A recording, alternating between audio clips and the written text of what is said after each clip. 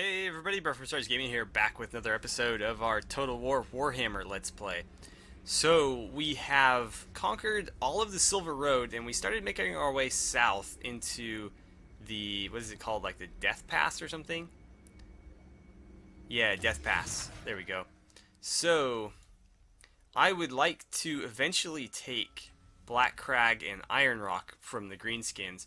The issue being that if I press too hard south, I leave myself very vulnerable to the Bloody Spears to our north.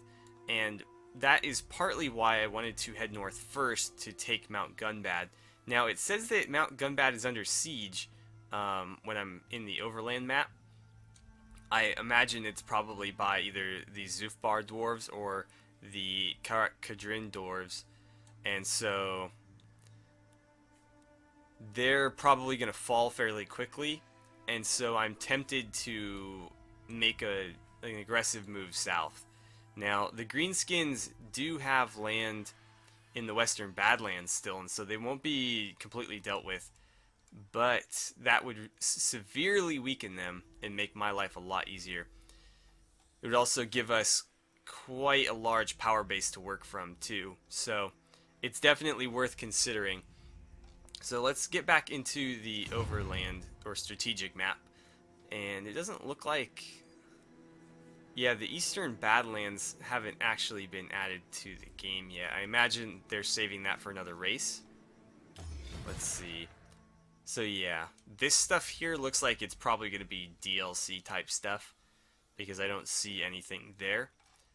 So, with that in mind, this is pretty much the southeasternmost part of the map. I mean, we can keep going south, but we're going to have to head west as well. And there are some other orc factions down here, but I think for the most part we'll be just fine. So, it might take us a few turns before we're able to move, but we're already right here with our main army, and so we're basically 2 turns away from Iron Rock. And that would put us within a turn of Black Crag. So I think we could complete this conquest fairly quickly. Although whether or not we want to do it before or after we get some of the upgrades we have coming is another question. So, 1 turn away from having our Dwarf Keep taken up to Tier 3, and our Dwarf Outpost in Mount Squighorn up to Tier 2. From there we can upgrade this, and this as well, actually. Then our surplus, when that ticks back up, I think we'll take this to Tier 3 so that we can max out the Pillars of Grungni. And when I do that, I'm probably going to destroy this and put something else here. And then when we have this space, I will rebuild this right here, because I'd rather take advantage of whatever resources we have there. I'm not sure exactly what it would be in this particular area. It might be lumber. In fact, I'm fairly sure that it would be lumber, but lumber is good. It would be something to trade, and here we could use some kind of, I forget what it's called, but it's like a trade building, and I think that's what allows us to actually make trade agreements between factions. So let's go ahead and advance, and we'll decide what to do from there. So Nashrak's little army is still raiding us. We're probably going to have to do something about that. Let's go ahead and clear all these out. Construction's complete. Good. That gives us upgrade slots. Our income actually isn't bad, and I'm actually considering throwing together another army to go after him, just because he's going to continue to hurt our public order as long as he's there. So, let's see. If we were to recruit another lord, what are our options? We've got Hugrim Cragbrow, who's got a blood feud, which would give him +4 melee attack and +6 leadership. That's a pretty solid trait that he's got there. And we've got Lagazor Drenger, who's arrogant. Arrogant is not going to help me very much, so let's probably avoid that. Then we have Enlag Oathkeeper, who's ugly, who's going to also hurt public order. And Ungrim Iron Fist we can't get until we have a certain province. Yeah, so we'll have to wait on that one. looks like he's going to be the best choice, so let's go ahead and recruit him. Total army upkeep is estimated to be about 350, which is going to cut that to about 700, which is less than ideal, but we'll go ahead and do it right now. We're going to make sure you stay in here where you're safe, and then all the upgrades we take will hopefully offset some of that cost. Let's see, we definitely want that one because that's going to give us access to thunderers and cannons, as well as better miners. This is going to give us a pretty significant jump in income, 150. Yeah, so that's worth doing as well. Although that's a huge chunk of money. What about this one? What do we have here? So we could throw down a military support building, either an armory, which is going to up my recruitment capacity and give me access to longbeards, quarrelers, and warriors with great weapons, as well as slayers. Or we could throw down a slayer shrine, which is going to help with corruption, and it says unlock recruitment of slayers, but this is actually what gives me slayers, so that's kind of strange. What are our other options? We could build some infrastructure. The trading depot seems like a good choice. Or a refectory, which is going to give me public order. That actually seems like a good choice as well, because public order has been difficult to come by, to say the least. Although this might net me a significant amount of income.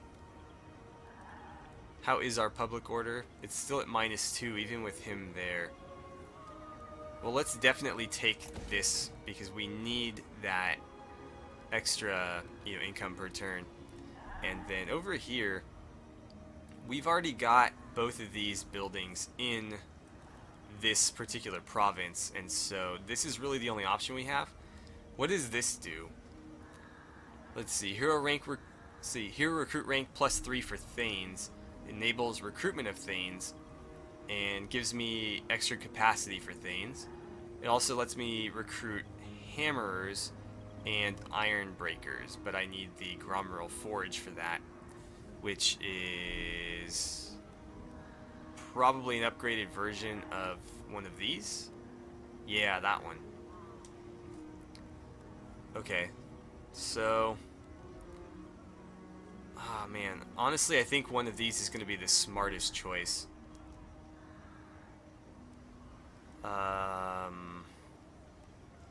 It's going to give me a lot of public order, but I think that's a good call, because our home province is not looking great. We're at -90, and we've kind of been playing a very, very dangerous game with the public order around here. So I think that's going to be the best choice. Once we get that sorted out, we might reconsider. In fact, we could probably put that building elsewhere later on and just use the first 2 tiers of it. But for now, I think we'll just leave it at that. Now down here, the public order is ticking up +7, but 19 of that is military presence. So if we leave, we're going to be at -12, which doesn't give us a lot of time to do anything before that rebels. What are our other options? Nothing here yet. I could recruit some units to his army, but that's going to hurt my income even worse. So we might just hold off there. Yeah, we may as well, because we're going to have access to better miners in just a bit anyways. So we don't want to recruit any right now. Let's see. How are our armies named, by the way, just based on who the leader is? Okay, so there's actually no army names in this game. I don't know if I like that or dislike that. I kind of enjoyed having, like, armies and some of the, like, the army-wide effects that you could get in, like, Rome 2, for example. I think we're going to go for Iron Rock. So that's, yeah, immediately -12. Oh, I can build here too. What should we build? What are my options? Defenses, infrastructure. So they can build a woodsman's hut. It's going to give me income and timber. We don't have any timber yet. So let's go ahead and build this here. It's also really cheap. And it'll generate us a little a little bit of income. Yeah, we'll take this. And I think that's going to do it for this turn. We got 2 more turns on our technology. I can't do anything about him yet, although I'd love to. Actually,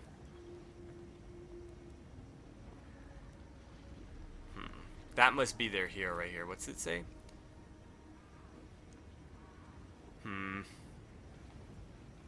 Yeah, I mean, he's there and he's level 2. It's not showing him in here, so I think that's him.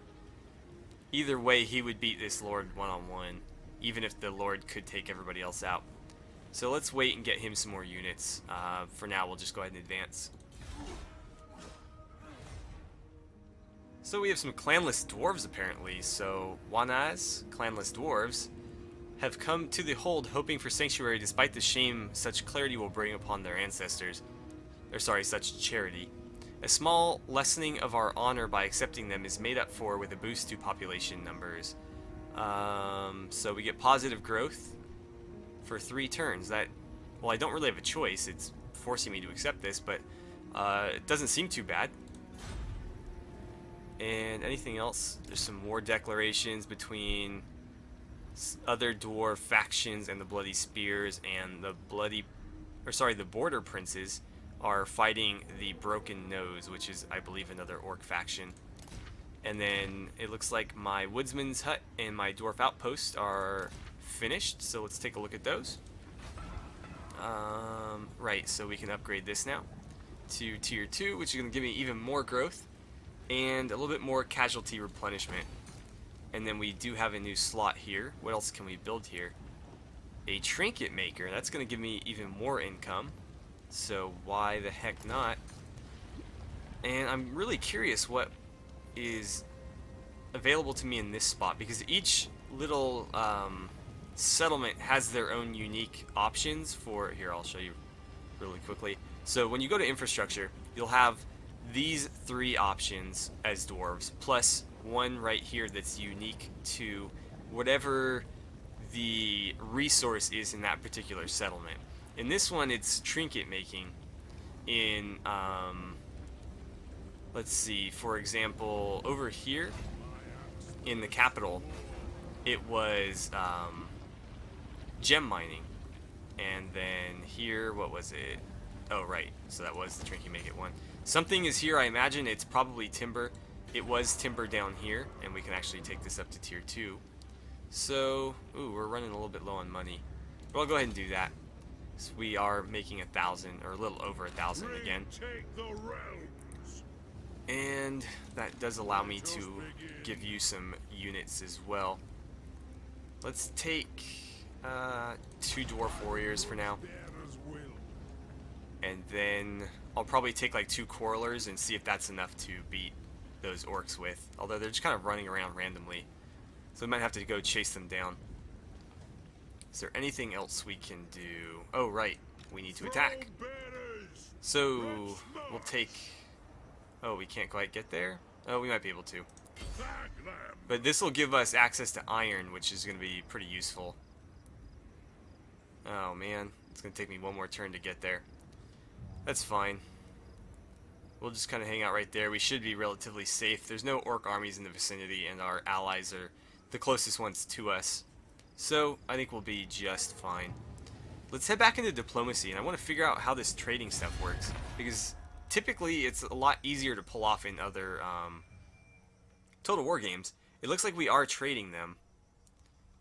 Let's see. A route from their capital. Maybe it's automatic, but it says we are trading. We're importing salt and exporting gemstones, timber, and we're making tariffs on the imports or exports or however that works. So, is there anybody else that we can trade with? No.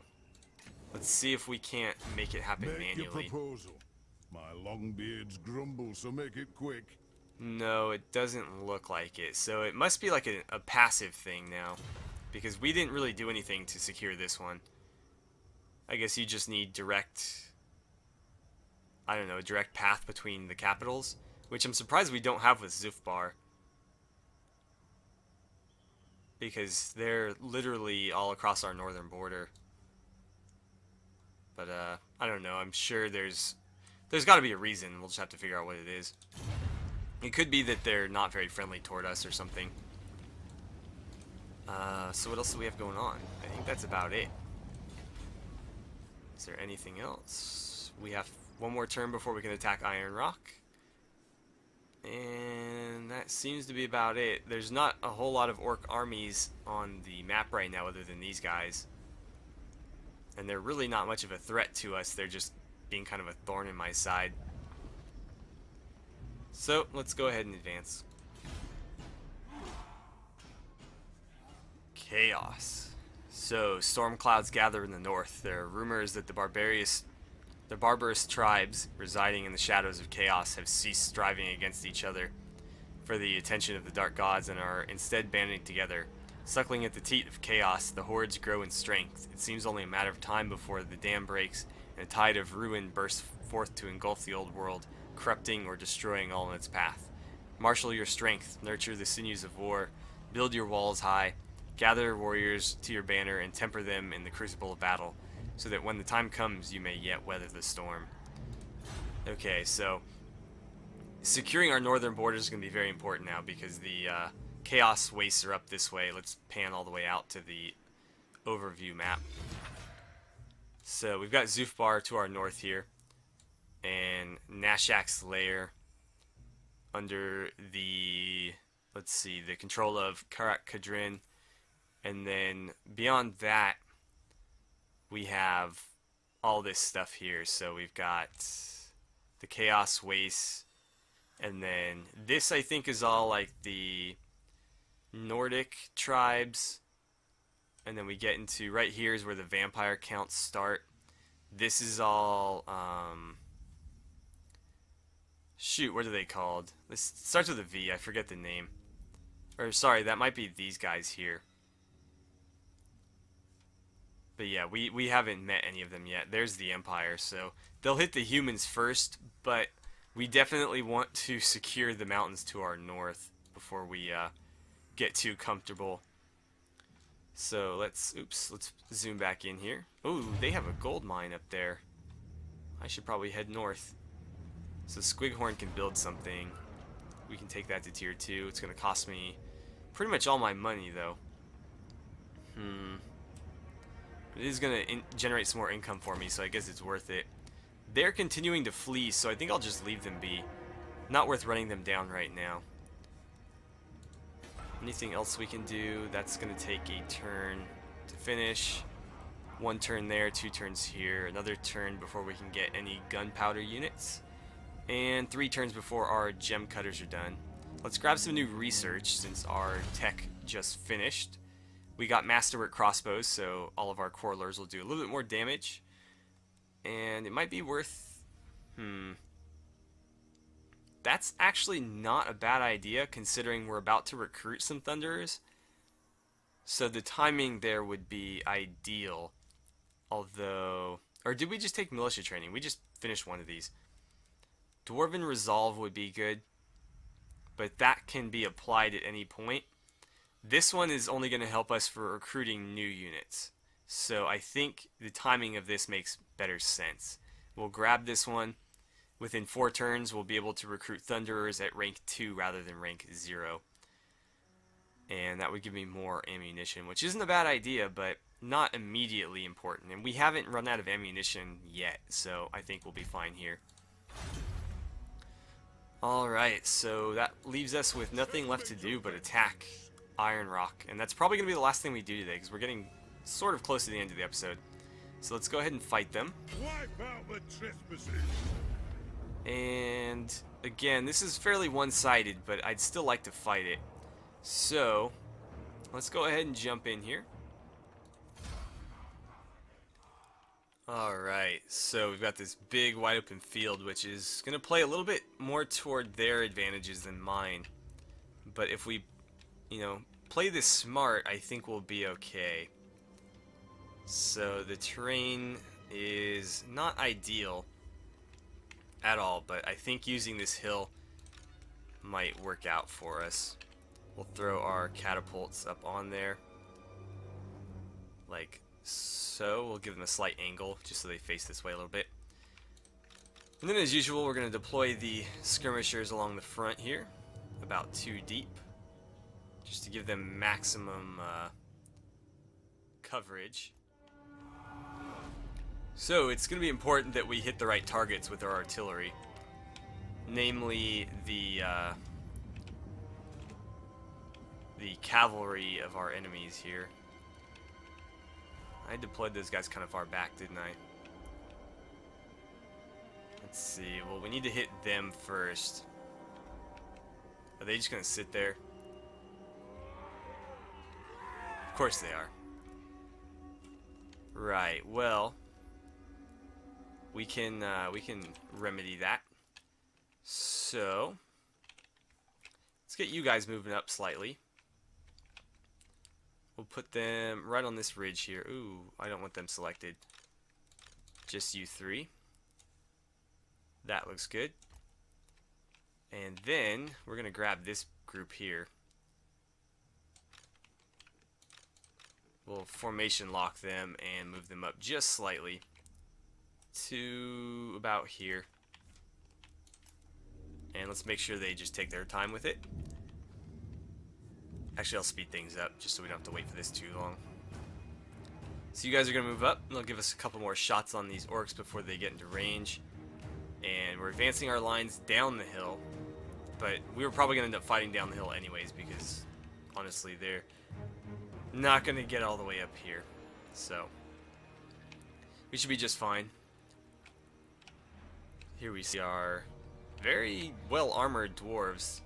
Even the standard fare dwarf warriors still have pretty solid armor. The Corlers too, actually. I mean, they've got full-on shields, got helmets, they've got like chainmail. So your average dwarf is probably, you know, much better soldier than the average orc. Our range isn't looking too much better. I wish they would come to me. They're gonna make this difficult.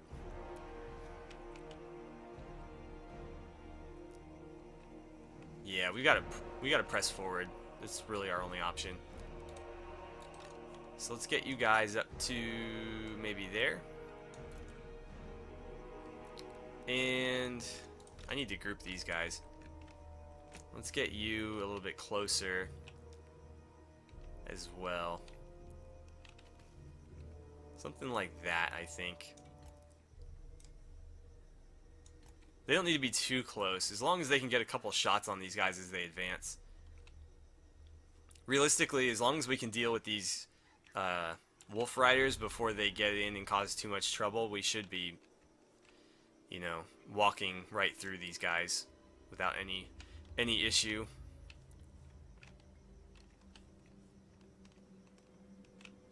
Come on, speed things up here. I've got this on 4 times speed, so I can't really speed it up any more than that. But it looks like we're gonna come into range, or at least very close. I might have to push them forward just a little bit. Yeah, let's go up to like there just to be sure. They're starting to shift, which means they know that they're in range now. Yeah, they do. So I need you guys to just chill right where you're at. Right there. And as long as you start firing, we're good. And let's see. Not too long until they come into range of the quarrelers. Here we go. I'm going to go ahead and go back to regular speed. These things are about to get hectic. Okay, I need you to be firing on... Hang on here. Which one is that? Oh, that's the furthest right. That's a bit confusing. So... You know what? Just go ahead and start firing on these guys. Because honestly, we're probably not going to be able to hit those moving targets. I need you to focus fire on them, and I need you to focus fire on them. And then, it looks like they're going to try to charge the Quarrelers, so we're going to use the Quarrelers as bait. And draw them into a fight with our Dwarf Warriors. So we did lose the ranged effectiveness of our correlers on the flanks.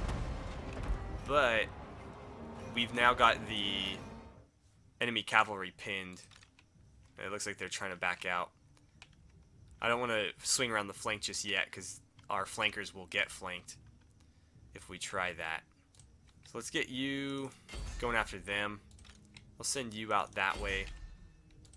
Send these guys here. And ooh, we're a little bit short-handed. Let's get you on the orc boys, I guess. And then I need you guys to get over on the flank there. And I need you guys on this flank here. Why is that being weird? There we go. Okay. Everybody knows what to do. Time to execute. So they bailed. That makes this easy. I can redirect them there now. And that actually helps quite a bit. They're going to have to handle getting hit by 2 different units at once, though. Stupid Steam. The Steam overlay is blocking my pause button. I need you guys to advance to help them out. And let's see, you're both crashing there. I probably should have deployed these guys in the middle. I need them to go hit that unit. Actually, you guys should be more worried about the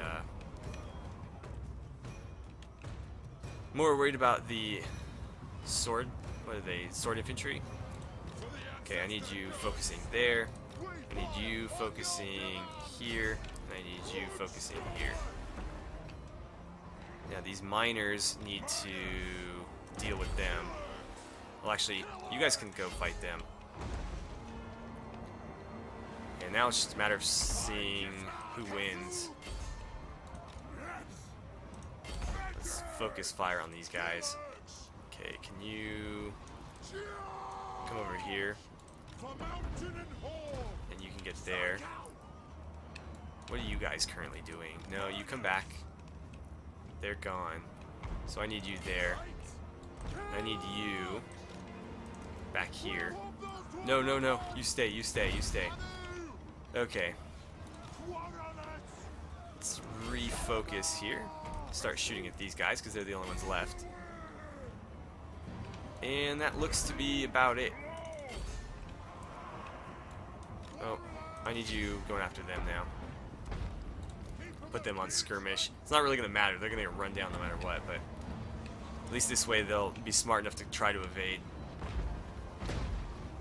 Let's see. That's my runesmith there. Maybe you guys can help them out.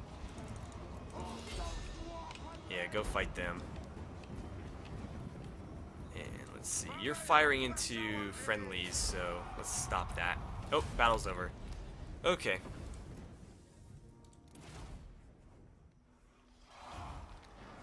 Alright, what kind of loot did we get here? Huh. Alright, would have liked an item. Oh, we did get one. Okay, so we got the Fencer's Blade. They lost about 470 from the actual battle before they got, wiped.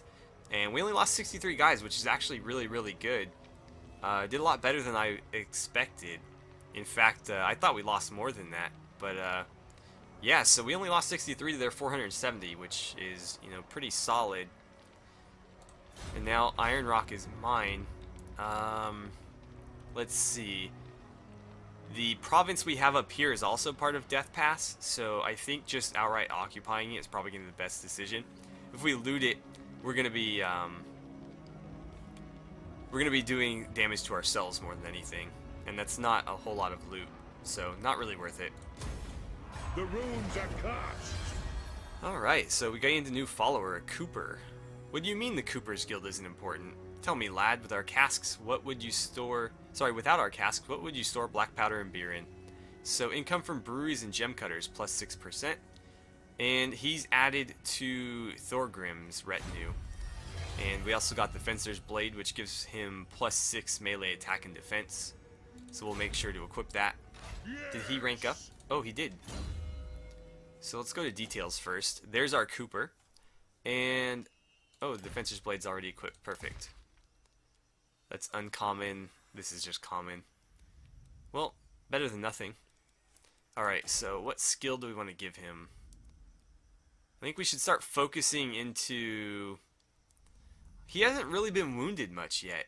I think going in on like weapon strength would be good. Or, let's see, intercepting armies. That's actually pretty good. Siege holdout time -1. I don't plan on holding out for any sieges. I'm gonna assault them every single time because we've got all the artillery. Let's see, reduce corruption. That's not bad either, and that lowers construction costs, but only 2%. I think I'm gonna take. That's tempting. What does this do? Ammunition, melee defense. That's not bad actually.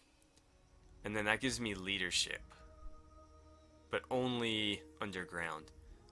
I'm gonna take the melee defense, I think. Okay, so let's take a quick look at Iron Rock and then we'll end the episode. What do we got? So nothing here and nothing there. What can we build? We could build an iron mining pit if we had the funds, but we do not. So what we'll probably do here is throw down a barley field, and then once we upgrade this to tier 2, which we already have the ability to do. Actually, no, we do need to wait for the surplus. But yeah, I think we'll do a barley field here since we already have a barracks there, and then we'll do the iron mine there. I think that's probably the best plan. So let's go ahead and take that. That growth will actually help us get to tier 2 here quicker anyways. And then we'll go ahead and end it. So as always, thank you guys so much for watching. Don't forget to like and subscribe if you enjoyed the video. Please feel free to share my videos however you guys see fit. And I will see you guys back here for the next part of our Total War Warhammer Let's Play.